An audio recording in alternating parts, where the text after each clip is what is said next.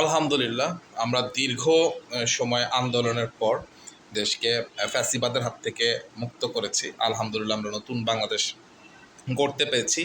একনায়কতন্ত্র আমরা সরিয়ে দিতে পেরেছি। একনায়কতন্ত্রের প্রধানকে আমরা দেশ থেকে তাড়িয়ে দিয়েছি।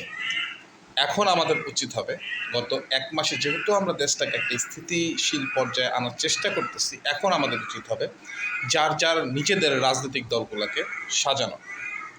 একটা সংঘবদ্ধ কমিটি, একটা সংঘবদ্ধ রাজনৈতিক দল কতটা শক্তিশালী তা আমরা জামাতে ইসলামকে দেখলেই বুঝতে পারি। আমাদের এখন উচিত হবে, আমাদের আন্ডারে যেসব দলগুলো আছে, বিএনপির উচিত হবে এখন বিএনপির অধীনে যে ছাত্র দলটা আছে তাদেরকে নতুন করে সাজানো, নতুন একটা কমিটি করা। গত 15 বছরে বিএনপির মাত্র একটা কমিটি হয়েছে।